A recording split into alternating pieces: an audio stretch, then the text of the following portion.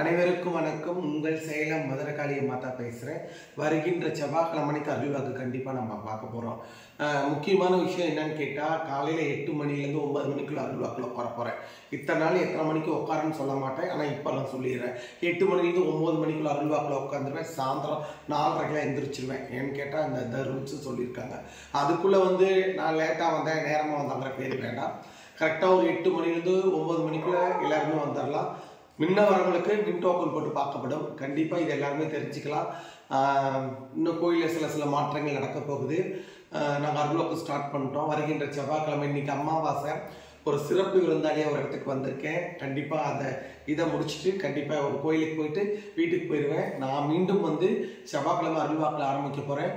அனைவரும் அம்மன் அருள் பெருக அம்மன்ட்டு அருள்வாக்கு கேட்கலாம். கண்டிப்பாக இது நல்ல முறை நடக்கணும்னு எல்லா மதுரகாளி பிரார்த்தனை செஞ்சுக்கிறேன். உங்கள் சேலம் மதுரகாளி மாதா. மிக்க நன்றி நன்றி நன்றி.